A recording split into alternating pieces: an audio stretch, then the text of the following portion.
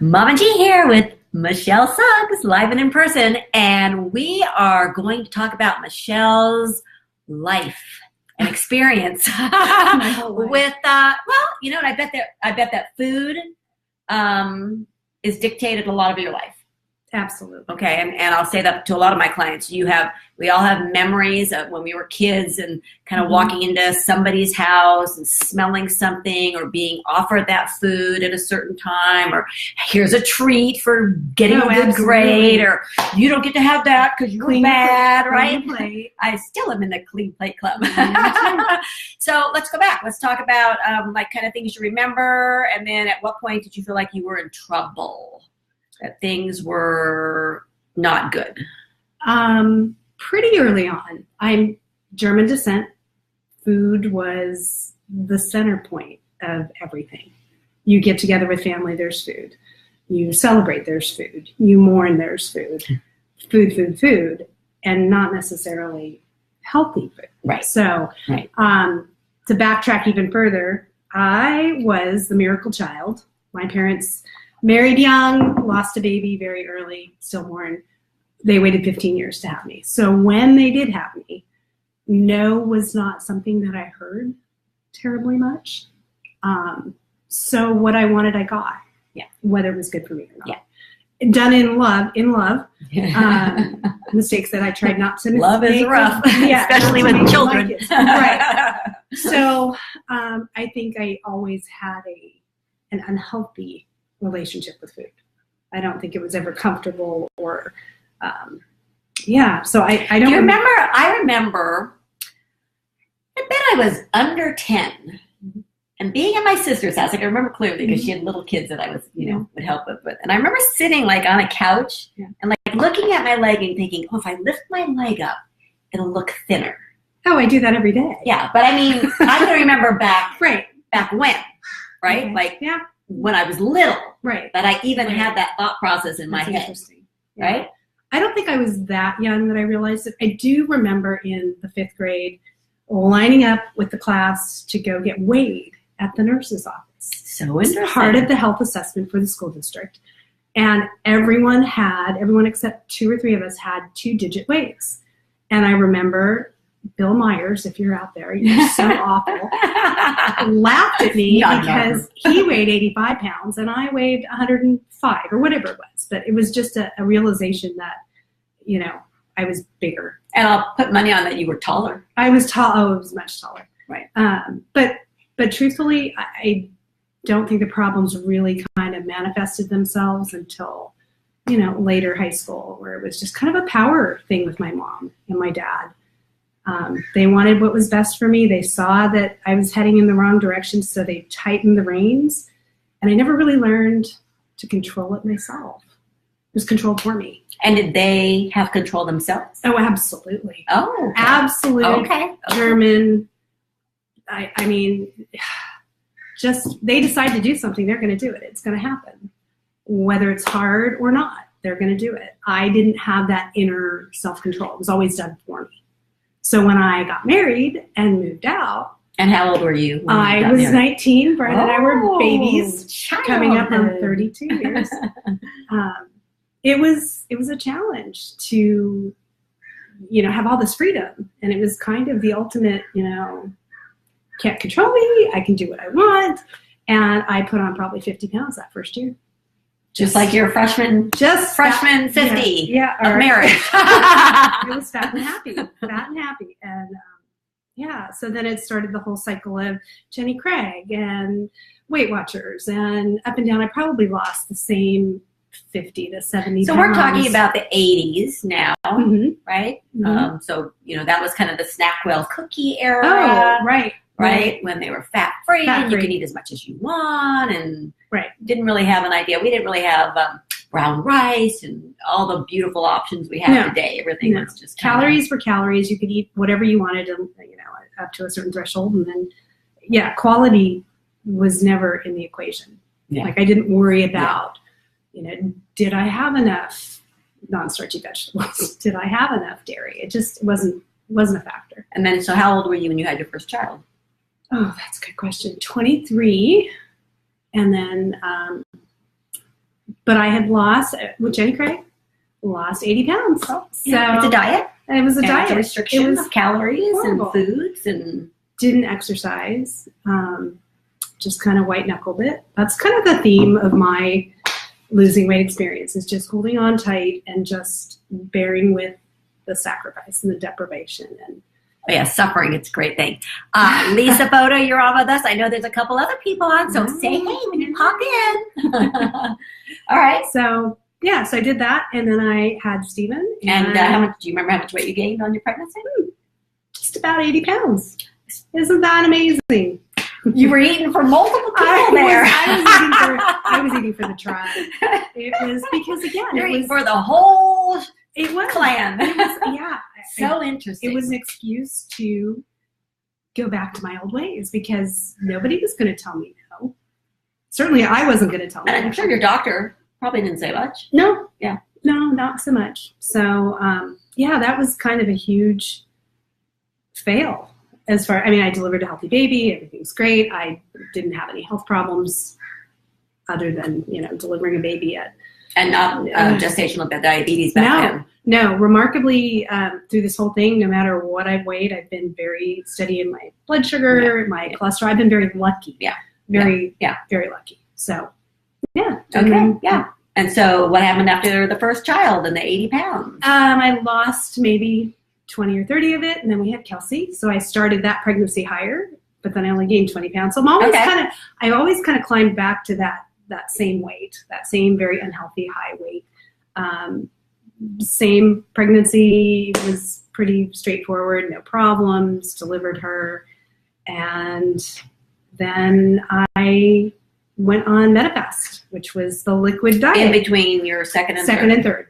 So I did Metafast and lost 70 or 80 pounds on that. Well, highly restrictive, low calorie, liquid. You don't eat anything. Yeah, pretty much. You can't be normal. So whenever any events came up, you either avoided them. And I was miserable. Yeah. I was sick and miserable. I was weak, unhappy, but the weight was coming off. So in my mind, I justified the fact that the weight was coming off, and I would be happy after. I would get there and I would be happy. I was waiting to be happy. And no exercise. No. On 1,100 calories of liquid goo a day, I had no energy, Gina. It was awful. Yeah. But it worked. And that was my justification for, and so those are all the, in between there was the Atkins and the grapefruit diet and the whatever diet. Oh yeah, South Beach was back then. Atkins, you name it. I did it and was successful. A diet. Because you were good at restricting. I could restrict with the best of them. Yeah, I love the suffering. Obviously, I wouldn't run Spartan races if I didn't have suffering.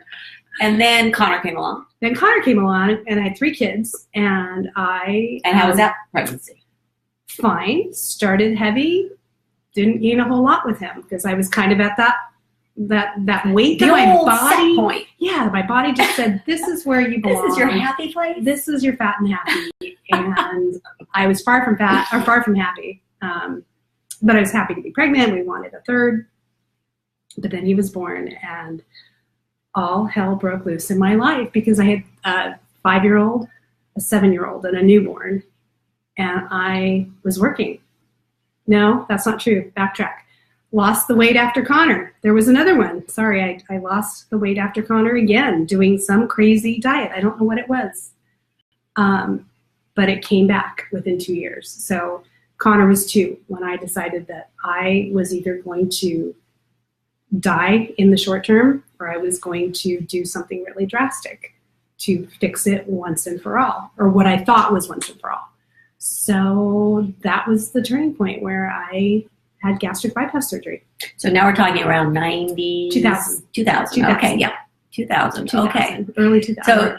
So did you know somebody? Did you see a commercial? Did you see something in the magazine? What, Yeah, what flipped the switch? It was still really, really new. That was kind of the beginning of the whole weight loss surgery craze. I don't know. I think somebody had said to me, you've gained and lost that same 100 pounds so many times. Why don't you just do it the easy way? I'm like cutting myself open stem to stern and rearranging my internal organs. And that's how they did it then? Yes, it was not done laparoscopically. It was, I have a scar that runs from my breastbone down to my belly button.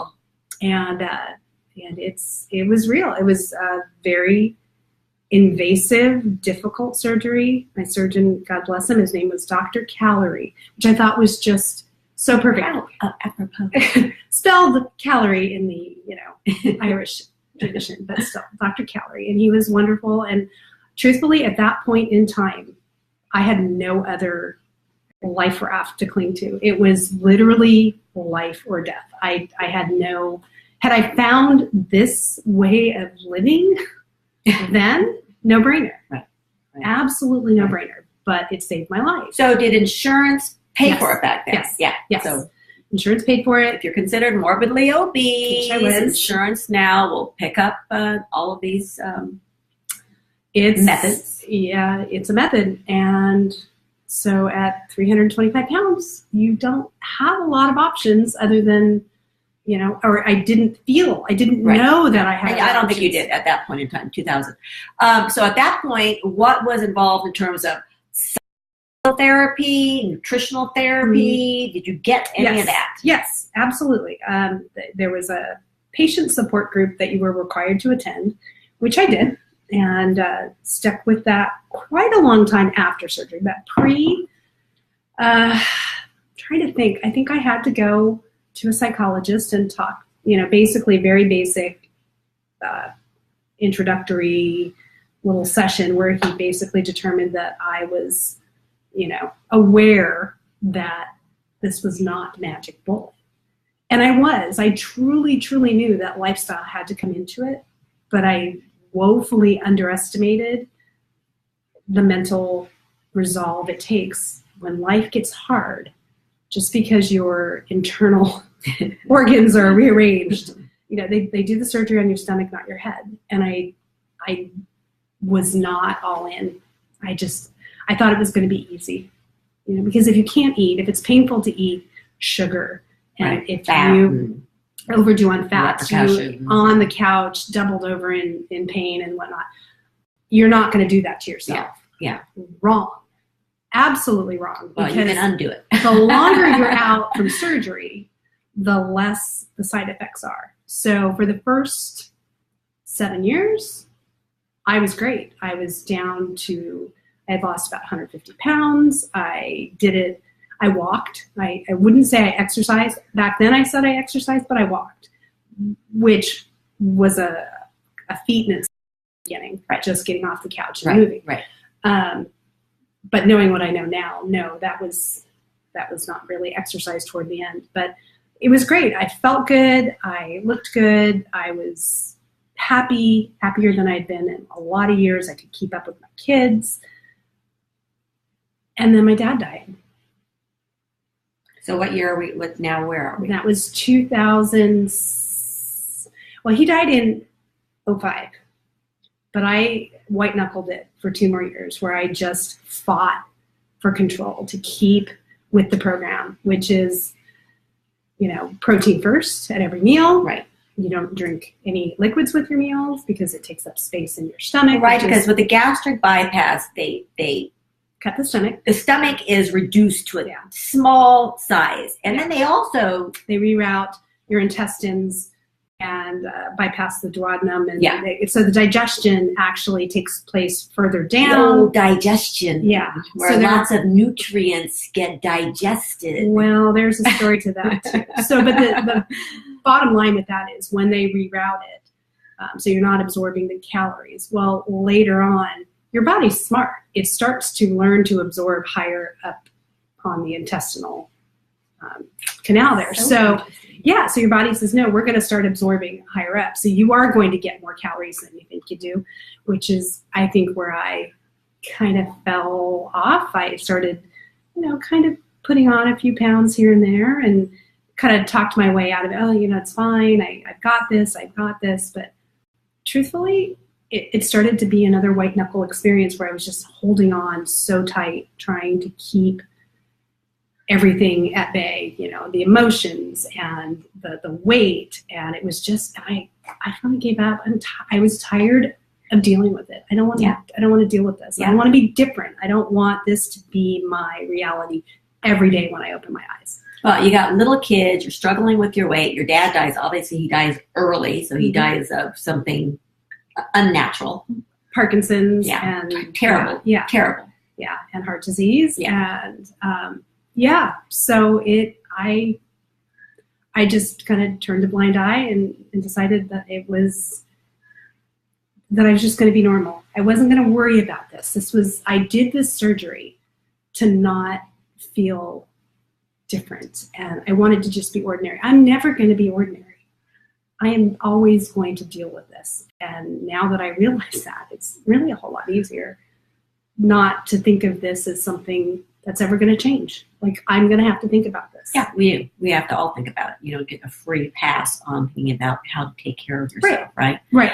So you're going through life and just doing your own thing now, not thinking about food, enjoying. Are you enjoying retreating? Are you enjoying the process?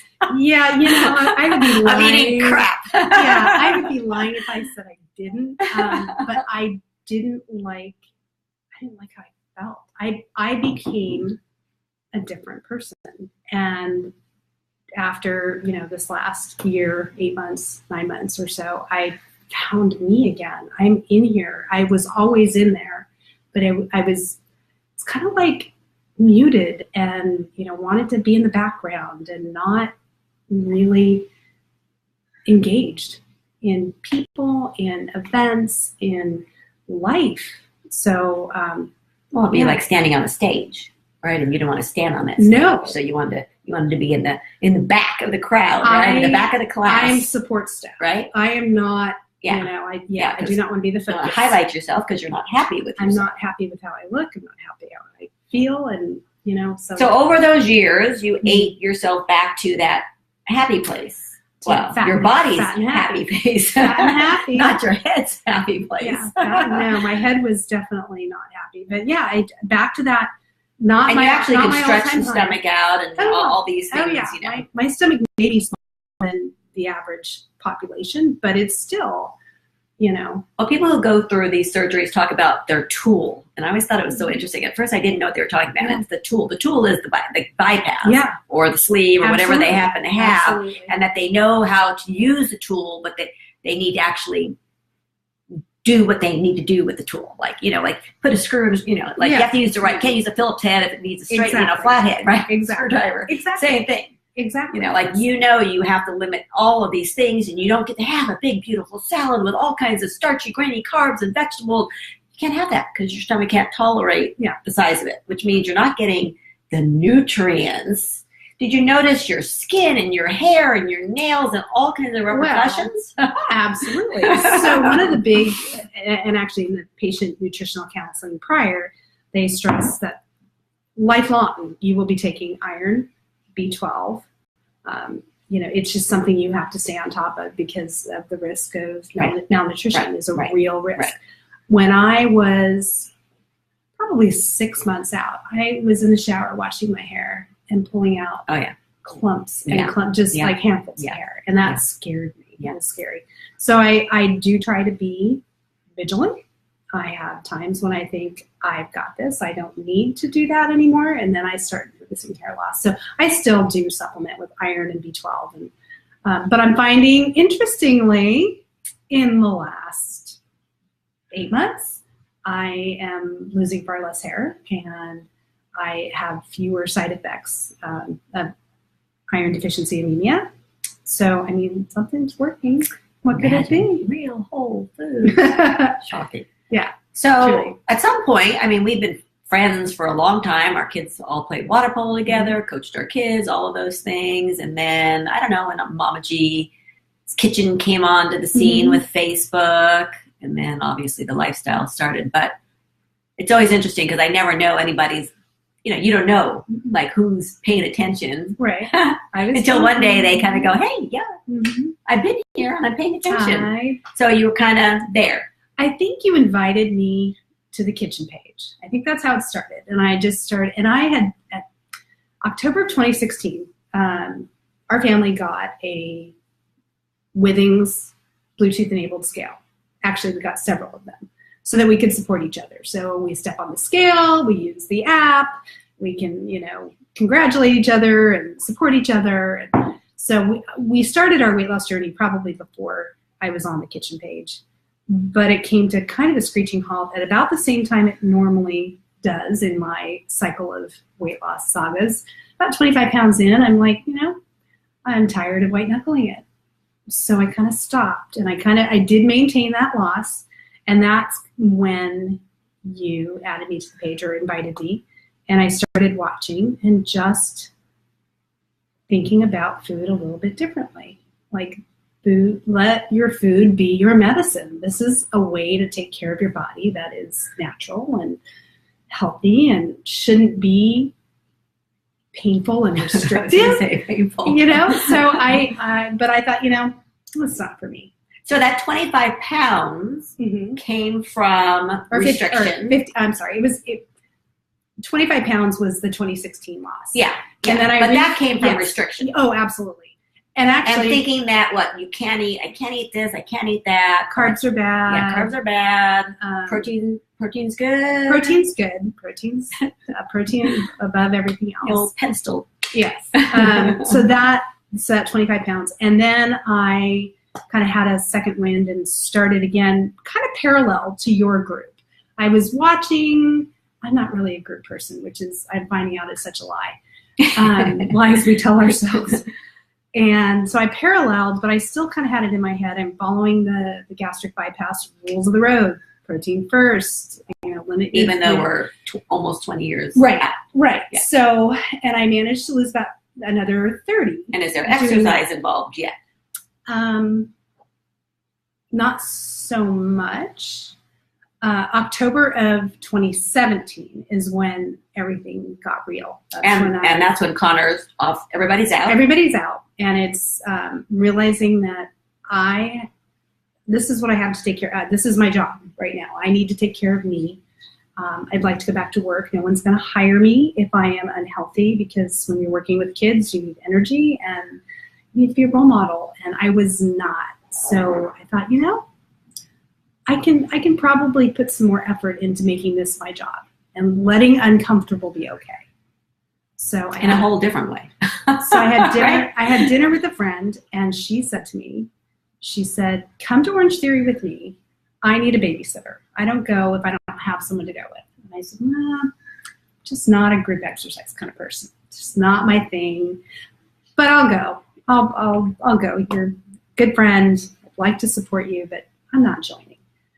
I joined, and that kind of triggered the exercise bug, which was great. And your kids were all athletes. Your husband's athletic as well, always running races and things. So it was fun. And you were the good cheerleader. I was. I ringing the cowbell. Exactly. Brought snacks and brought the cheering section, but so that felt really good, and I found a little tribe of support people there who thought I could do things I couldn't do. And I said, I can't do that. Well, try this instead. So it was just kind of getting comfortable with trying uncomfortable things. And then I thought, why am I doing this alone? Why not give Gina's lifestyle a try? I mean, what's the harm? Probably not going to like it.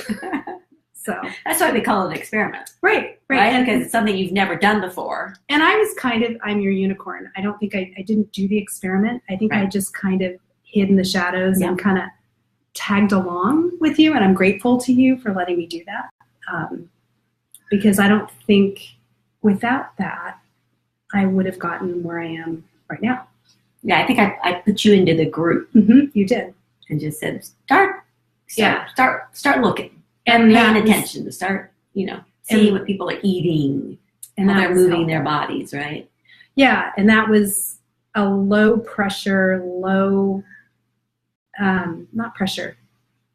Fear of failure is huge in my world. So interesting. The words, the shame, the fear of failure. It's very interesting. I hear it all the time. I'm a great cheerleader for someone who is struggling with something, but I don't I don't invite the support into my own life when I'm struggling. But what I find so interesting is I'm not going to even start it because I'm so afraid of it, even though I have no idea what it is. Right. And I'm not going to start it for fear that I might fail at it. Right. It's so interesting. And it's so common. And to quote someone we both know, Brad Schumacher, who was a mentor for Kelsey in water polo and in life and in her pursuit of higher education. And she had an opportunity to go to New York and relocate her life, and she was scared. And they had lunch, and she came home, and he said, Kelsey, if you are even a little bit afraid, you need to try it. And it resonated with her, and I thought, that's actually brilliant, because if you're fearful of something, there's something you need to step out of your comfort zone and meet head on, or else it's always going to be there. So fear is, this is a year of living uncomfortably and being comfortably uncomfortable. So that's why I'm here doing this now, because this is so outside my comfort zone. Doesn't like this. No, here we is are. Making me sweat, girls. And Lisa said, carbs are bad. Carbs are bad. Rhetoric got me too. I hadn't eaten bread for years. I love bread. Carb lover. Right here. Not crappy carb. No. Well, racist. White crap. No white crap. No white crap. They could take that someday when we're famous. Right. And go, oh, she said. She's a racist. She's a racist. Yep. Okay. And then so you started to let foods in your life that you had not experienced in a really long time. And it was so good. It was so good. Yeah, no, it was eye-opening. And my kids are so tired of me texting pictures of my food to them. Like, look what I had for breakfast this morning. It's fun. The kitchen is fun again. I don't feel like there's much that is off limits. Yeah. And there really isn't. And if you're going to have that treat, it needs to be thought about mindfully and kind of calculated in, right? Because we don't want to have that treat every single day. No. But that another part of this whole equation, when you talk about treats, is something that being an all-in, black or white, all-out personality, that's a place of fear where I don't allow anything in, because fear of letting go and having that treat. What's to say I'm not going to, then the next day have another one, and another one, and string together too many days of indulgence. So that's something that I'm working on right now. It's a process, and we have lots to, learn on those Monday night calls. And, that'll bring us to the exercise component, which, all of a sudden you became this rampant exerciser, right? All or none. All or none. And now Samantha B has said to you, your body deserves rest as well, right? And so now for you to kind of, know that you're going to have a day or two off, and what those days or two off can look like. It doesn't mean you're laying on the couch, but you could. No. You could. I could. But it doesn't mean that you're laying on the couch, which people need to know. There's lazy athletes out there, people that are, it's like they got a race coming and they're all in and they train, and then the race comes and then they do nothing. Right. No, I don't want to do that. I enjoy exercise. I enjoy what I'm doing now. Got your people? I've got my people. We have things that we're going to do. I know, they're exciting. And just the nudge that you guys give towards strength training. Again, another thing that I was resisting. I don't know why I have this resistant tendency, and it may be fear. It may be fear again that holds me back from trying new things. So the fact that I kept hearing it from you and seeing Lisa Photo and seeing all these people doing strength training encouraged me to try to incorporate that as well. And I am loving it. So, it's baby steps with me. And with everybody. Yeah. So I'm really... the baby steps are a huge deal. We have a whole group of new people that are coming on with us. I'm hoping that they're going to be listening in at some point in the near future, because every one of them is afraid They're all afraid of what it means to do something new, to be uncomfortable. And the foods, you kind of eased your way in, but for these people, it's kind of June 1st, we're starting. But now, building meal, looking at your food and being able to know I'm eating a certain proportion of calories, right? And by the way, if you're eating, beautiful, healthy, nutrient-dense foods, it's like a lot of food. Oh my gosh. And you have so many choices. Absolutely. And it's like the world is your oyster, right? And like you said, you start to learn. And for a lot of people don't cook. And for those people who do cook, this is where, like, if you have that experience with cooking, now you get to cook a million things. And for those people who don't cook, our goal is for them to, start easy. Don't make it complicated. Our recipes and all those things kind of make it easy. At least when you're done with it, that it's going to turn out, that it's going to be delicious, that you're going to have leftovers, unless you have a big family. So make double. Make double. But, I'm sure your kids enjoyed some of the things. They really did. They were, they were all about it. They were pleased and a little leery. Connor looked at the turkey burger that I loaded with spinach and mushrooms and onions and sun-dried tomato, and he was like, "That's not a burger." I said, "It's better than a burger." And you know what? There was one left over, and I was doing the dishes later, and I went to put it away. It was gone. Yeah, it was gone. So the old role modeling. Yeah, slowly but surely. And we know. What I say to parents on the regular. The only thing you want for your children is for them to be happy and healthy, period. All right? And in the reverse, if I was to ask your adult children what they want for their parents, it is for them to live a long, healthy, independent life so that they can experience their parents in a whole nother way. Absolutely. And I hear all the time people like us in their 50s and 60s who will say things to me like, "Oh man, it's too much work to think about exercising or to change my eating habits, and it's okay if I die earlier." Well, if we had a choice, and if your life could just end earlier, like, okay, turn off the switch, okay, maybe that would be okay, but the repercussions of our choices and our lifestyles and our food and all of the things we do to increase our risk of cancer and diabetes and heart disease and stroke and blah, blah, blah, blah, blah, because of our not wanting to change anything because it might be uncomfortable. And then the fact that your children are not going to get to experience their parents. Or they'll have to take care of us. Right? Which is or God forbid. Very frightening. Or God forbid. So like I have clients now that are in their 70s that I'm just starting to work with. And, the old teaching the old dogs new tricks. It's hard. It gets even harder when you're older. And I have to say to them, all I'm asking you to do with your exercise is to get out and walk in some capacity every day for 30 minutes, right? Because the only thing you want in your 70s is not only to continue to live a longer, healthier life, but to be independent. I'm not going to talk to my 20, 30, 40-year-olds about being independent. It's too far. But when you start to realize, that we get that dash somewhere right in between. We don't know how much time we're going to get. But man, don't you want to be happy and enjoying things and participating and feeling good? I don't want to not feel like this. I don't know. I don't get it. When I was diagnosed with cancer, like last person who should have ever gotten bladder cancer, male, not smoker, all these things that I'm not. Right. I said to my surgeon, when are you taking the tumor out and when do we start treatment?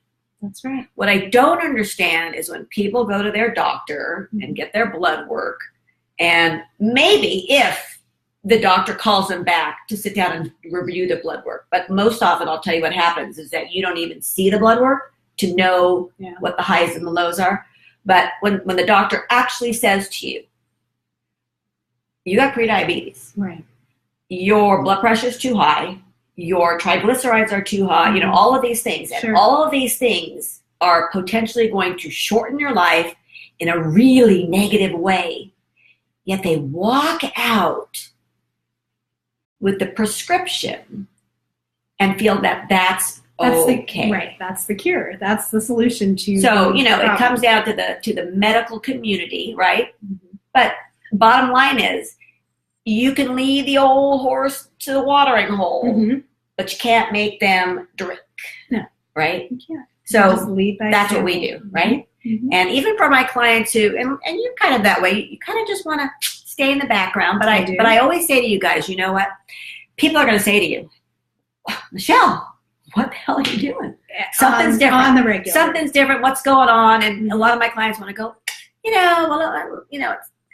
but I want you to come up with that, that elevator speech. I want you guys to be able to say, you know what? I'm sick and tired of being sick and tired, right? I made a decision that for the first time in my life, I was going to take care of me. And what that take care, that self-care looked like was eating real whole food, exercising, in some capacity where I actually got uncomfortable. And, understanding that I was the role model for all the people I love in my life. And that I could do amazing things, not only for myself, but for everybody else. Yeah. And by the way, you want to know how I did it? Go to www.mamajeeslifestyle.com. Absolutely. Because guess what? People are going to ask you, hey, how'd you do it? It's like, man, it's so complicated. I do. I have no qualms sharing what I'm doing with people who are genuinely interested, because it's a lot of baggage. I mean, this whole weight journey, and if you're curious just because you're curious, I'm probably not going to share. But for you, I'll share. Yeah, absolutely. Yeah, and that's the thing. It's like, the thing is, you keep role modeling, because it's so interesting. I have no idea who's watching us on Mama G's kitchen page. No idea. Yeah. Right? And I just keep posting. We keep posting. Right. And here we were coming to the end of the month, and I'm thinking, I wonder if I'm going to even have any clients for June. I wonder what this is going to look like. And then little by little, I'm either getting a text or a Facebook message or a post on the thing that says, it's time. I'm sick and tired of being sick and tired. Or how do you think, I heard from so-and-so who's working with you, and all of a sudden now, we have this new group of people, and it doesn't have to be 1 million people, and it never could be 1 million people, right? Because you can't clone Sam and I, which would be a terrible thing. I don't know. That would be terrible. Ask my husband. It would just be a little overwhelming. Yes. But, that we have the ability, our little community, for people. And, for your kids to see it, right? For your kids to see, man, look at my mom was capable of. For your husband to say, so proud of my wife. So proud, and it's that trickle down effect. And there's time. I mean, there's people in my life. I have family members, close family members. I have a lot of people in my life who aren't asking. They're not Don't ready. ask. I know they're watching, kind of looking. I am here for you when and if you need me. But you have to ask. You have to be ready. Ask. You have to. You got to be ready. And you got to be ready. You have to be ready. And I was not ready for a lot of years. Yeah. I think I might have been ready, earlier had I found you and your lifestyle, but it was in its infancy. Yeah. It was. But even with the exercise, you had a friend who said, come with me. I need your help. Yeah. And really, that's the thing. If you see somebody, struggling there, invite them. Like, you sound like, go try new things. Go to Orange Theory here. Yay. It's going to be great. I did do Orange Theory once. Okay. About 4 years ago, Sam, Mary, and I, and tried a class, and it was great. We had a lot of fun, and there was a guy there who was working out with us, and at the end he's like, asshole, asshole, asshole. To you? To the three of us. And he's like, I mean, badass. You guys are badasses. That's awesome. Like, asshole. Wow. Yes, we were badasses. Knocking it down there at Orange Theory. I have warned the coach tonight that I'm going to get my ass kicked by you. But it's going to be good. Yeah. You're going to like it. Yeah. So anyway, thank you, Michelle. High five for making life changes. Let's tell them what your big win was. Today, actually, this morning, milestone weight. I've been battling that first digit. I've wanted it to be a 1, and it now is a 1. So I have crossed the threshold, which I haven't been this weight in 10 years. Yeah. Probably. Unbelievable. And still not that, I mean, I still would like to lose another 25 pounds. Hey, that's great. You know what? Doesn't happen overnight. I'm not counting. Didn't get here overnight. Yeah, I'm not counting the days to the end because there is no end. Yeah.